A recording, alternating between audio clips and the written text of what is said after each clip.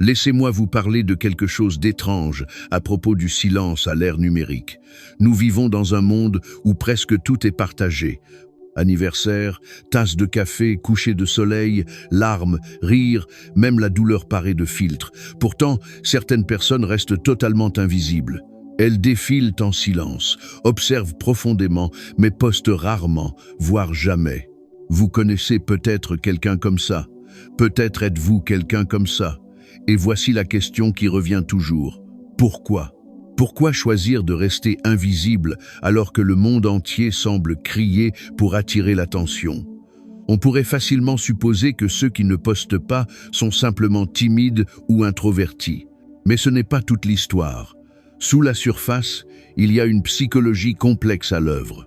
Une psychologie qui en dit long sur la nature humaine, la perception de soi et la rébellion silencieuse contre une culture obsédée par la visibilité. Pour certains, le silence n'est pas un vide, c'est un contrôle, c'est le pouvoir de choisir ce que le monde n'a pas le droit de savoir. Parce que, qu'on l'admette ou non, les réseaux sociaux ont subtilement redéfini la manière dont nous nous définissons.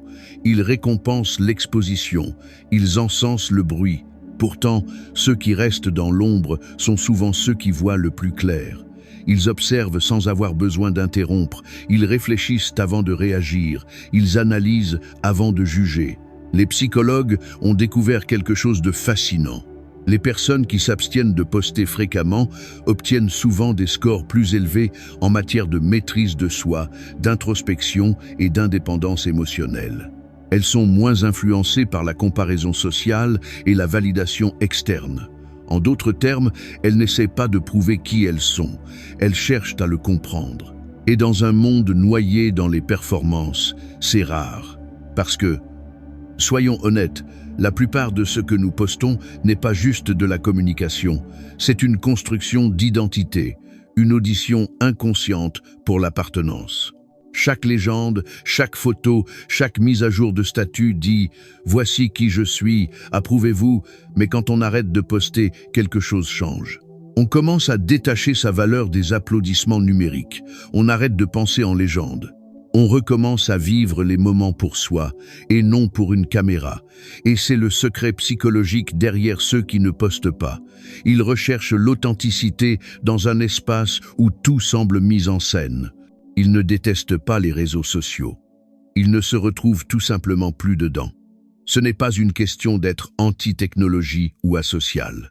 C'est refuser de réduire sa vie à des moments forts. Parce que lorsqu'on a vu à quel point il est facile de manipuler la perception, on commence à valoriser ce qui ne peut pas être publié. Le silence, la profondeur, l'imperfection, la vérité. Pour certains, la décision de ne pas poster vient après une sorte d'épuisement émotionnel. Peut-être partageaient-ils tout auparavant, jusqu'à ce que ça ne semble plus réel. Ils ont réalisé que chaque fois qu'ils partageaient quelque chose de beau, ils ressentaient une pression invisible pour faire encore mieux. Ils ne vivaient plus, ils performaient. Alors ils se sont retirés en silence, sans annonce, juste une lente disparition des flux. Mais ce qu'on comprend souvent mal, c'est que ne pas poster ne signifie pas ne pas ressentir. Ça ne veut pas dire qu'ils s'en fichent. Souvent, ça signifie qu'ils se soucient trop de la présence, du sens, de protéger ce qui est sacré. Il existe un concept en psychologie appelé l'appropriation psychologique. C'est le sentiment qu'une chose vous appartient profondément. Une pensée, un souvenir, une expérience. Et quand on la poste, ce sentiment d'appropriation s'effrite un peu. Le moment devient une propriété partagée, ouvert au jugement, à l'interprétation erronée, voire à la moquerie. Alors, ceux qui ne postent pas protègent souvent leur sentiment de propriété sur leur vie. Ils gardent leur moment intact, privé, pur. Et peut-être que ce n'est pas de la tristesse ou du retrait. Peut-être que c'est une forme de liberté silencieuse. Parce que, pensez-y, quand avez-vous fait quelque chose de significatif pour la dernière fois sans ressentir le besoin de le partager? Quand avez-vous ri, pleuré ou accompli quelque chose sans penser immédiatement à le publier en ligne? Ce réflexe, ce besoin de montrer n'est pas naturel, il est conditionné. C'est le résultat d'une décennie de likes, de partages et de boucles de dopamine qui entraînent notre cerveau à associer validation et valeur. Et quand quelqu'un sort de ce système, ça peut ressembler à une rébellion. Mais c'est aussi une guérison. Ils recommencent à découvrir la simplicité de faire les choses pour eux-mêmes. Cuisiner sans le photographier, voyager sans le taguer, ressentir sans l'expliquer. Dans cet espace, quelque chose s'éveille. Une sorte de conscience de soi qui n'a pas besoin d'audience. Mais tous ceux qui ne postent pas ne le font pas dans une quête de paix. Certains sont motivés par la peur du jugement, du rejet ou d'être mal compris. Les réseaux sociaux ont amplifié une forme subtile d'anxiété que les psychologues appellent la pression de la présentation de soi. C'est la conscience constante d'être observé, même quand on ne l'est pas. Et pour beaucoup, c'est épuisant. Ils craignent que ce qu'ils disent soit mal interprété ou pire, ignoré. Alors, ils se retirent, non pas parce qu'ils ne veulent pas se connecter, mais parce que le coût de la visibilité est trop élevé. Ils veulent être vus, mais véritablement, pas superficiellement. Et ironiquement, parfois, les personnes les plus silencieuses en ligne ont les pensées les plus bruyantes dans leur esprit. Elles ne sont pas absentes. Elles débordent. Elles choisissent simplement l'immobilité au lieu du spectacle. Il y a une profonde nuance philosophique dans ce silence. Dans un monde qui dit constamment « regardez-moi », choisir l'invisibilité devient une forme d'autodéfinition. C'est dire « j'existe au-delà de votre perception ». Ils peuvent défiler dans la vie des autres, hochant la tête, souriant, parfois souffrant, mais ils projettent rarement parce qu'ils comprennent quelque chose que la plupart ignorent. Tout ce que vous vivez n'est pas destiné à être vu.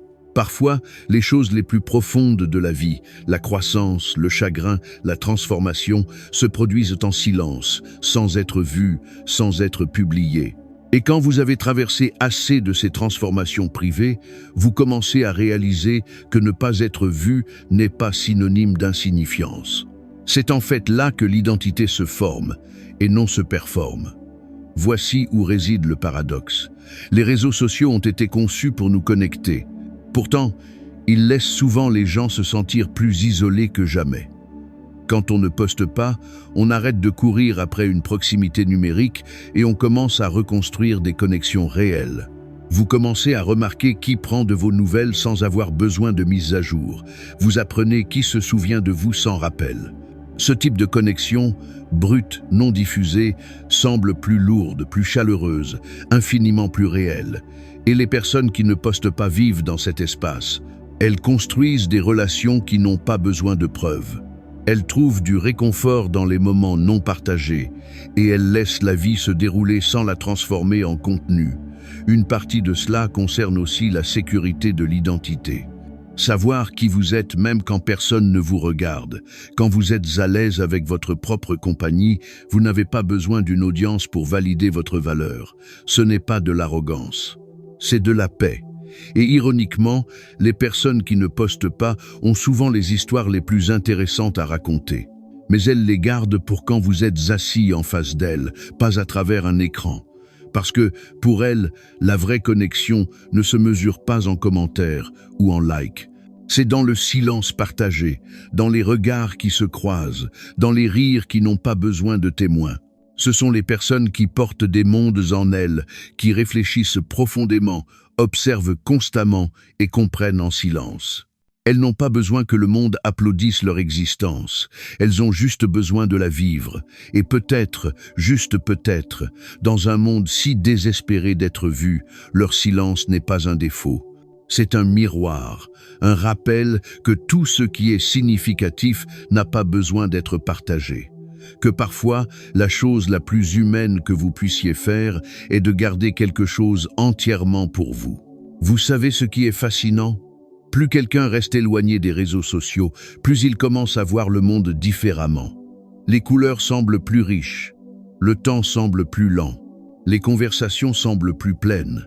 C'est comme si s'éloigner du bruit rendait tout réel à nouveau. Parce que quand on arrête de performer, on commence à expérimenter.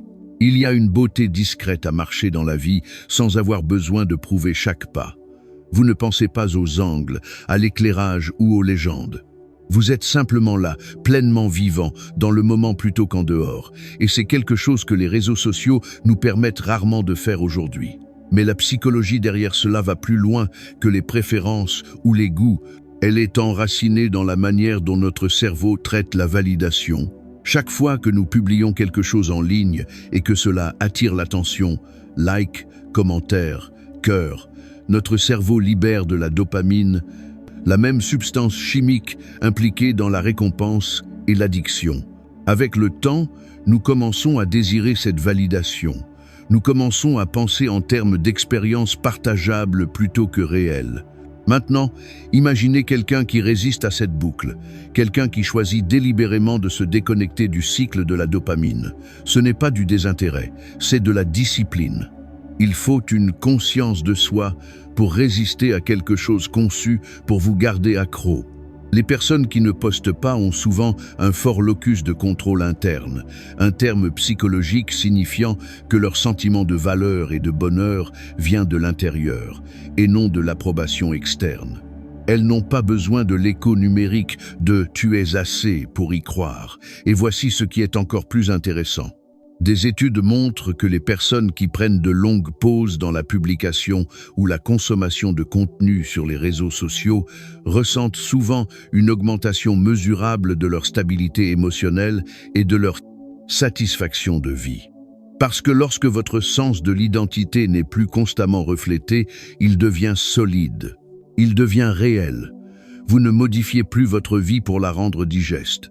Vous la vivez dans toute sa complexité désordonnée, belle et non filtrée. Et peut-être que c'est la vraie rébellion, rester entier dans un monde qui récompense les fragments. Mais le silence en ligne ne signifie pas toujours la sérénité. Parfois, il cache de l'épuisement. Pour beaucoup, les réseaux sociaux sont devenus un endroit où ils cherchaient autrefois la connexion, mais où ils ont fini par se sentir vidés. Il y a une fatigue émotionnelle subtile à voir les moments forts de tout le monde, pendant que vous essayez encore de rassembler vos propres coulisses. Vous commencez à vous comparer même si vous ne le voulez pas. Vous commencez à remettre en question votre valeur même si vous savez mieux. Et finalement, certaines personnes décident de s'éloigner, non par amertume, mais par instinct de préservation. Elles réalisent qu'elles ne doivent pas une performance au monde. Elles ne doivent pas d'explication pour leur silence. Et elles n'ont pas besoin de continuer à prouver qu'elles sont heureuses pour être crues. C'est l'une des vérités discrètes de cette génération. Nous avons confondu visibilité et valeur. Nous supposons que pour compter, il faut être remarqué. Mais le vrai sens n'a pas besoin de témoins. Certains des moments les plus significatifs de votre vie, ceux qui façonnent qui vous êtes, se produiront sans qu'une seule personne ne regarde. Pas de caméra, pas de légende, pas de public, juste vous. Et peut-être que ceux qui ne postent pas comprennent cela mieux que quiconque. Ils savent que la vie privée n'est pas la solitude, c'est l'intimité avec soi-même. Parce que quand vous arrêtez de diffuser chaque pensée, vous recommencez à entendre les vôtres. Vous recommencez à vous reconnecter avec les parties de vous qui se sont perdues dans le bruit, vos désirs silencieux, vos peurs non dites, votre boussole intérieure. Et c'est quelque chose de profondément spirituel dans le monde d'aujourd'hui. Ce n'est pas un retrait, c'est un retour à soi. Bien sûr, ce n'est pas toujours paisible. Il y a des moments de doute, de se demander si le silence vous rend invisible, si vous êtes en retard pendant que tout le monde performe son progrès. Mais avec le temps, vous commencez à remarquer quelque chose de beau. Votre valeur ne disparaît pas quand personne ne regarde. Elle est toujours là. Stable, comme le bourdonnement d'une pièce calme après une tempête. Et peut-être que c'est ce à quoi ressemble la vraie confiance. Pas la déclaration bruyante de soi en ligne, mais l'assurance calme de soi hors ligne. Certains disent, si tu ne l'as pas posté, est-ce que c'est vraiment arrivé? Mais la vérité, c'est que les choses qui vous façonnent le plus ne font rarement leur chemin jusqu'au flux. Votre croissance, vos chagrins, vos victoires privées, vos actes de bonté silencieux, ils vivent dans la mémoire, pas dans les médias. Et peut-être que c'est assez. Quand les psychologues parlent d'expression authentique de soi, ils mettent l'accent sur la congruence, l'alignement entre qui vous êtes à l'intérieur et qui vous montrez au monde. Mais à l'ère des filtres, cet alignement est constamment déformé. Vous commencez à vivre comme une version de vous-même conçue pour l'approbation. Alors, quand quelqu'un choisit de ne pas poster, c'est peut-être sa façon de rester congru, de préserver cette fragile vérité entre son monde intérieur et extérieur. Ils n'ont pas besoin que tout le monde voie ce qu'ils ressentent pour valider que c'est réel. Ils n'ont pas besoin de capturer chaque coucher de soleil pour se souvenir de ce qu'ils ont ressenti. Ils vivent leur vie pleinement et en silence. Et voici le paradoxe. Ceux qui vivent en silence ressentent souvent la vie le plus intensément. Ils ne sont pas distraits par sa performance. Ils absorbent des détails que les autres manquent. La façon dont la lumière change sur un mur, la pause avant que quelqu'un ne parle, le son d'un rire lointain. Ils sont présents, et la présence est la monnaie la plus rare dans un monde bâti sur l'attention. Mais parfois, cette présence même les rend incompris. On peut les qualifier de détachés, mystérieux, voire froids. Pourtant, si vous regardez de plus près, leur silence n'est pas un vide. C'est de la profondeur. C'est le calme qui vient du fait de ne plus avoir besoin de s'expliquer pour être compris. Il y a une confiance discrète qui vient du fait de ne pas avoir besoin d'être connu de tous, mais compris par quelques-uns.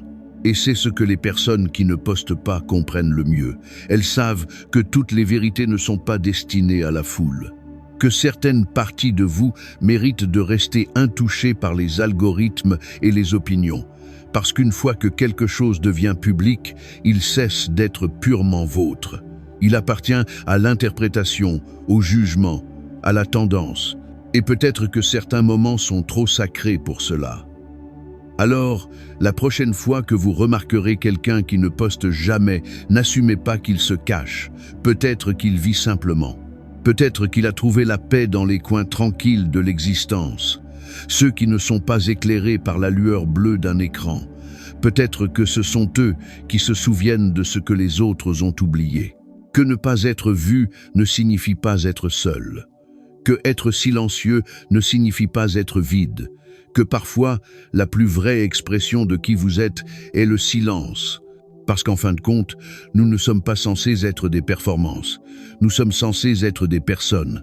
Et les personnes qui ne postent pas nous le rappellent à chaque instant, non filtrées, magnifiquement invisibles,